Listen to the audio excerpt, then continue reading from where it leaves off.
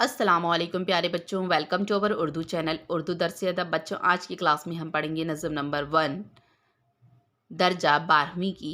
पिछली क्लास में मैंने आपको नज़म की तारीफ़ पढ़ाई थी, उसकी क़िस्में बताई थी। आइए आज पढ़ते हैं अली हैदर नज़म तबातबाई की लिखी हुई नज़म। पहले इनकी ज़बान हयात देख लेते हैं।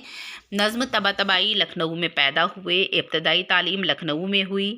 नज़म तबातबाई की वालिदा लखनऊ के नवाब मोतमिद दौला आगा मीर के ख़ानदान से थीं और आगा मीर लखनऊ के नवाब गाज़ी उद्दीन हैदर के वज़ीर आज़म थे। नज़म तबातबाई नवाब वाजिद अली शाह की बीवी बूटा बेगम की फूफीज़ाद भाई थे। इसी रिश्ते की वजह से वो 1868 ईस्वी में अपने वालिद के साथ मटिया ब्रिज कलकत्ता चले गए थे। वहीं उन्होंने दरस निज़ामी की तालीम मुकम्मल की। 1887 तक नज़्म कलकत्ता में ही मुख्तलिफ़ मुलाजिमतें करते रहे, लेकिन 1887 में तलाश माश के सिलसिले में हैदराबाद पहुँचे और फिर आखिर उम्र तक वहीं रहे। हैदराबाद में उन्होंने कई मुलाजिमतें की। कुतुब खाना आसिफिया के मोहतमिम रहे। निज़ाम कॉलेज हैदराबाद में पहले अरबी फ़ारसी के लेक्चर और फिर उर्दू के उस्ताद की हैसियत से खिदमत अंजाम दी।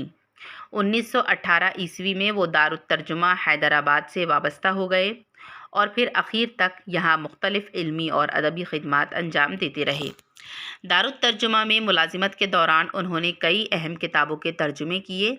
यहाँ से शाये होने वाली किताबों पर नज़र सानी की और मुख्तलिफ़ उलूम की इस्तिलाहात वज़ा करने में भी उन्होंने अहम हिस्सा लिया। उनका इंतकाल हैदराबाद में हुआ। नज़म तबातबाई वसीउल मुताला शख्स थे। उन्हें उर्दू के अलावा अरबी, फ़ारसी और अंग्रेज़ी ज़बानों पर भी पूरी कुदरत हासिल थी। फ़लकियात और इल्म उरूज से उन्हें ख़ुसूसी दिलचस्पी थी। उर्दू अदब में नज़म तबातबाई दो वजहों से ख़ास तौर पर मशहूर हैं और हमेशा याद रखे जाएंगे। एक तो ये कि पहले वो शख्स थे जिन्होंने 1901 में दीवान गालिब की मुकम्मल शरह हैदराबाद से शाये की, यानी जो गालिब का जो दीवान है उसकी मुकम्मल गाइड हैदराबाद से ही उन्होंने छपवाई। इस शरह का मेयार और इल्मी सतह खासी बुलंद है।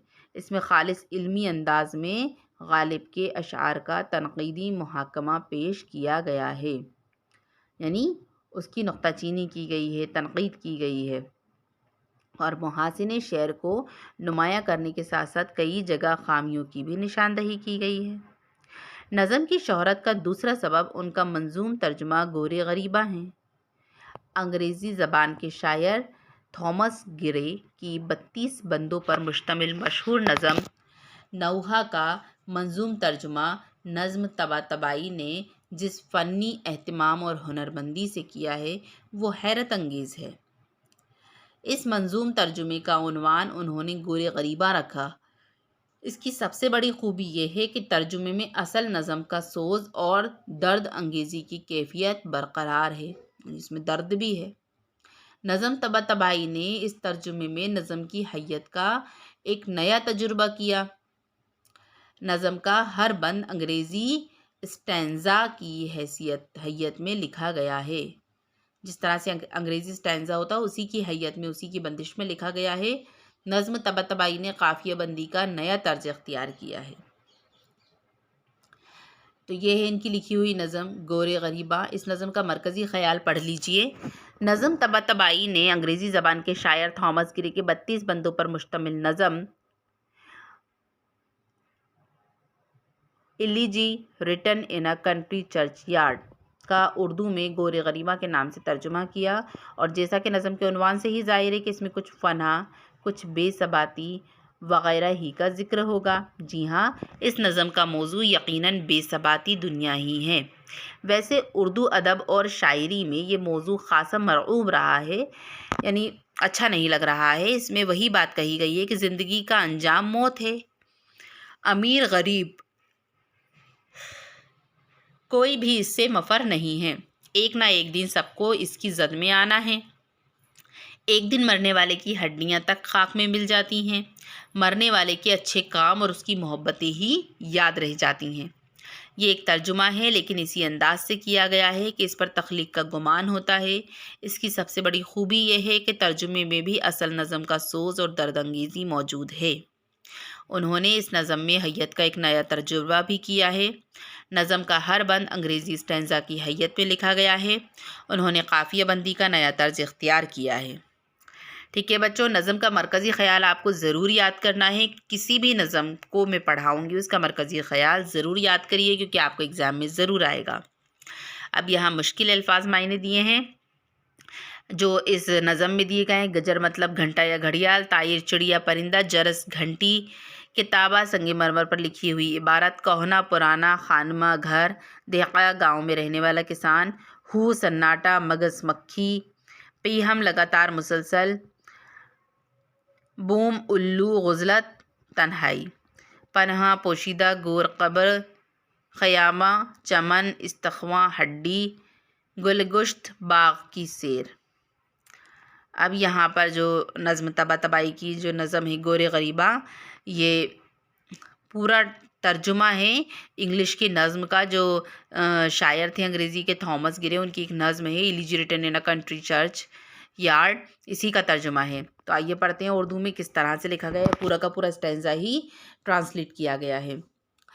وداعِ روز روشن ہے گجر شام غریباں کا، چراگاہوں سے پلٹے قافلے وہ بے زبانوں کے، قدم گھر کی طرف کس شوق میں اٹھتا ہے دہقاں کا، یہ ویرانہ ہے میں ہوں اور طائر آشیانوں کے۔ تو بچوں یہاں پر جو یہ اسٹینزا ہے اس کا تشریح ہے۔ اس بند میں شاعر کہتا ہے کہ صبح روز روشن رخصت ہو رہی ہے اور قبرستان پر شام چھا رہی ہے۔ یہ وقت ہے جب بے زبان جانوروں کے گلے چراگاہوں سے واپس آ رہے ہیں اور کسان بھی خوشی خوشی گھر کی جانب جا رہا ہے۔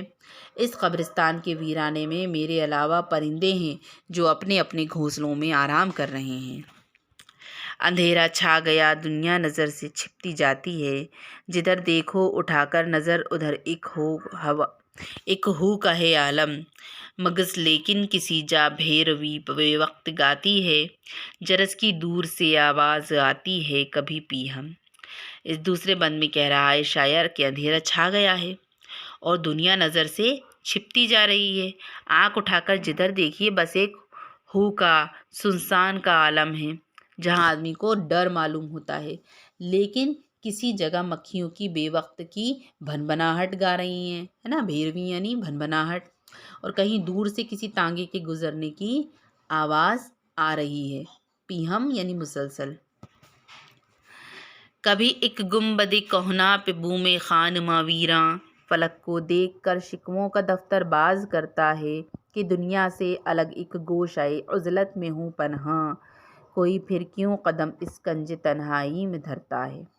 پھر تیسرے بند میں شاعر کا کہنا ہے کہ ایک پرانے گنبد پر ایک الو بیٹھا ہوا آسمان کو دیکھ کر شکوہ کر رہا ہے نا، بوم خانمہ ویراں، الو بیٹھا ہوا ہے کہ میں دنیا سے الگ تھلگ ایک گوشۂ تنہائی میں چھپا بیٹھا ہوں، پھر اس گوشۂ تنہائی میں کوئی کیوں آتا ہے، اس تنہائی کے لمحے میں کوئی کیوں آتا ہے۔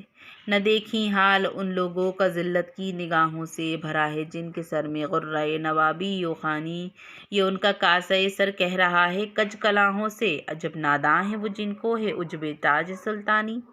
پھر اس بند میں شاعر کہتا ہے کہ ایک تنبیہ اور نصیحت بھی ہے، اور نصیحت بھی دے رہا ہے کہ ان لوگوں کی ذلت کی نگاہ سے نہیں دیکھو جن کے سر میں نوابی اور خاندانی گھمنڈ ہے، یہ ان کی ادھر کھوپڑی پڑی کج کلاہوں سے کہی ہی ہے کہ لوگ کتنے ہی نادان ہیں، جن کو اپنے تاج سلطانی پر غور ہے، ان کو بھی مر کے ایک دن مٹی میں جانا ہے، تو ان کو گھمنڈ تھا، اسی لیے کبھی ان لوگوں کو ذلت کی نگاہ سے نہ دیکھیں کہ جن کے سر میں نوابی اور خانیہ کا گھمنڈ تھا۔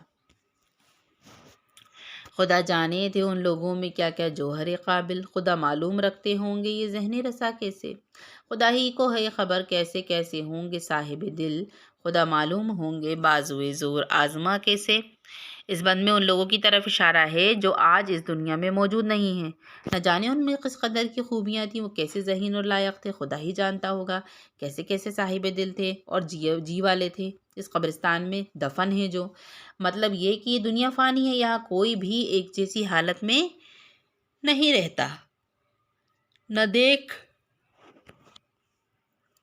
ان استخواں ہائے شکستہ کو حقارت سے، یہ گورے غریباں ایک نظر حسرت سے کرتا جا نکلتا ہے۔ یہ مطلب لوح تربت کی عبارت سے، جو اس رستے گزرتا ہے تو ٹھنڈی سانس بھرتا جا۔ پھر شاعر کہہ رہا ہے، قبرستان میں مردوں کی ٹوٹی ہوئی ہڈیوں کی جانب اشارہ کرتے ہوئے کہ انہیں حقارت سے مت دیکھو، ہے نا، استخواں ہے نا، ٹوٹی ہوئی ہڈیوں کو حقارت سے مت دیکھو، یہ قبرستان ہیں، گورے غریباں ہیں، انہیں حسرت بھری نظر سے دیکھو۔ قبروں پر لگی ہوئی تختیوں کتبوں پر جو لکھا ہے اس کا مطلب ہے کہ جو اس راستے سے گزرے تو ٹھنڈی سانس بھرے۔ حقیقت غور سے دیکھی جو ان سب مرنے والوں کی، تو ایسا ہی نظر آنے لگا انجام کار اپنا، انہی کی طرح جیسے مل گئے ہیں خاک میں ہم بھی، یوں ہی پرسان حال آنے نکلا ہے ایک دوست دار اپنا۔ شاعر کا کہنا ہے کہ مرنے والوں کی حقیقت پر غور کرو تو تمہیں اپنا انجام نظر آ جائے گا کہ انہی کی طرح جیسے ہی مل گئے ہیں خاک میں ہم بھی، ادھر سے اپنا اور ایک دوست ہمارا حال جاننے کے لیے یہاں آیا ہے۔ یہ اس سے ایک دہقان کہن سال آ کے کہتا ہے کہ ہاں ہاں خوب ہم واقف ہیں، دیکھا ہے اسے اکثر۔ پھر اس کے بعد دل ہی دل میں کچھ غم کھا کے کہتا ہے کہ اب تک پھرتا ہے آنکھوں میں پھرنا اس کا سبزے پر۔ تو شاعر اس بند میں کہہ رہا ہے کہ اس دوست کو دیکھ کر ایک معمر کسان آ کے کہتا ہے، یعنی ایک سمجھدار، کہ ہاں ہاں ہم ان صاحب سے خوب واقف ہیں۔ پھر کچھ افسردہ ہو کر کہتا ہے کہ اب تک سبزے پر پھرنا ہماری آنکھوں میں ہی ہے۔ وہ اس کا نور کے تڑکے ادھر گلکشت کو آنا، وہ پھوٹنے سے پہلے پھرنا سبز زاروں میں، وہ کچھ کم دن رہے اس کا لب جو کی طرف جانا، وہ اس کا مسکرانا دیکھ کر شور آبشاروں میں۔ تو یہاں پر جب صبح کی کرن پھوٹتی ہے تو یہ باغ کی سیر کرنے کو آتا تھا۔ اس وقت تک کلیاں مسکراتی بھی نہیں تھیں، پھول نہیں پھٹتی تھی۔ کچھ دن پہلے کی بات ہے کہ وہ نہر کے کنارے ٹہل رہا تھا اور آبشاروں کے شور سے مسکرا رہا تھا۔ وہ اپنے دوست کی بات کر رہا ہے۔ شاعر: غرض کیا کیا کہوں، ایک روز کا یہ ذکر ہے صاحب کہ اس میدان میں پھرتے صبح دم اس کو نہیں دیکھا۔ ہوا پھر دوسرا دن اور نظر سے وہ رہا غائب، خیاباں میں اسے پایا نہ دریا پر کہیں دیکھا۔ تو شاعر اس بند میں کہہ رہا ہے، عمر رسیدہ کسان کے حوالے سے کہتا ہے کہ غرض کیا کیا کہیں، ایک روز کا ذکر ہے کہ یہ صاحب اس میدان میں پھرتے نظر نہیں آئے، پھر دوسرے دن بھی نظر سے غائب رہے۔ باغ میں اسے تلاش کیا، نہ دریا پر کہیں دکھا، کہیں نہیں دکھا۔ پر اس کے تیسرے دن دیکھتا کیا ہوں، جنازے کو لیے آتے ہیں سب پڑھتے ہوئے کلمہ شہادت کا، تمہیں پڑھنا تو آتا ہوگا، آؤ پاس سے دیکھو کہ اس کی قبر ہے اور یہ کتاب سنگ تربت کا۔ تو وہ کسان بتاتا ہے کہ تیسرے دن کیا دیکھتا ہوں کہ کچھ لوگ کلمہ شہادت پڑھتے ہوئے ایک جنازہ لے کر آتے ہیں، تمہیں پڑھنا تو آتا ہوگا، یہاں آؤ پاس سے اس کی قبر پر لگے ہوئے کتبے کو دیکھو۔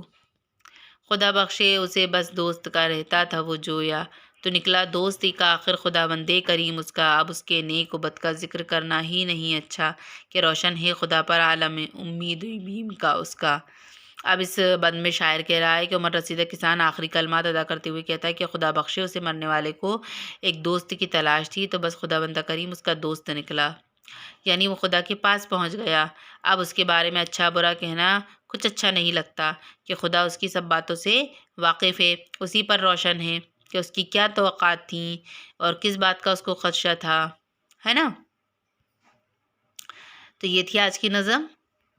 تو اسی لیے ہمیں کسی مرنے والے کے بارے میں کچھ نہیں کہنا چاہیے۔ اس نظم میں یہ سب کچھ بیان کیا گیا ہے، کبھی ان کے لیے کچھ بھی برا نہ کہو۔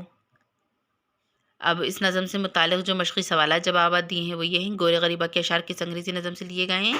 الیگی written in a country churchyard, اسی نظم سے لیے گئے ہیں، ٹھیک ہے۔ اس کے بعد دوسرا سوال ہے، زمین میں کیسے کیسے لوگ دفن ہیں؟ زمین قبرستان میں امیر غریب شاہ فقیر صاحب ثروت اہل علم فنکار دستکار زندگی کے مختلف شعبوں سے تعلق رکھنے والے لوگ دفن ہیں۔ لوح تربت کسے کہتے ہیں؟ پتھر کا کتبہ یا لکڑی یا کسی دھات سے بنا ہوا بورڈ جو قبر کے سراہانے لگاتے ہیں اور جس پر صاحب قبر کے کچھ قوائف درج ہوتے ہیں کو لوح تربت یا لوح مزار کہتے ہیں۔ سوال نمبر 4، کوہن سال دہقان کیا کہتا ہے؟ تو کوہن سال دہقان نے ایک مزار کی طرف اشارہ کر کے مرحوم کے دوستوں سے کہا کہ ہم ان صاحب خوب واقف تھے، وہ صبح سویرے یہاں سبززاروں میں سیر کرنے آتے تھے، گھاس پر چہل قدمی کرتے، نہر کے کنارے آبشاروں کا شور سن کر مسکراتے۔ ایک دو روز جب وہ نہیں آئے تو تیسرے دن دیکھا کہ ان صاحب کا جنازہ لے کر کچھ لوگ آ رہے ہیں، خدا ان کی مغفرت فرمائے، انہیں کسی دوست کی تلاش تھی، پتہ چلا کہ ان کا وہ دوست خدا ہے۔ اب ان کے نیک و بد کا ذکر کیا کریں، خدا ان سب باتوں سے واقف ہے، اسی پر روشن ہے کہ ان کی توقعات کیا تھیں اور انہیں کس بات کا اندیشہ تھا۔ ٹھیک ہے بچوں، اب یہاں نظم طباطبائی کی نظم غور غریبہ کی خصوصیت بیان کرنے کو کہا گیا ہے۔ جو آپ نے نظم کا مرکزی کردار لکھا ہے وہی آپ اس میں بھی لکھ سکتے ہیں، اور اس کے علاوہ جو اس میں یہ دیا ہوا ہے، جو جواب دیا ہے، یہ بھی لکھ سکتے ہیں۔ تو آپ کو ڈسکرپشن باکس سے، اس ویڈیو کے ڈسکرپشن باکس سے آپ کو اس کے نوٹس مل جائیں گے، آپ ڈاؤن لوڈ کر لیجیے گا اور لکھ لیجیے گا۔ یہ تھی آج کی نظم۔ اب نیکسٹ کلاس میں ہم نیکسٹ نظم پڑھیں گے۔ اجازت دیجیے، آداب۔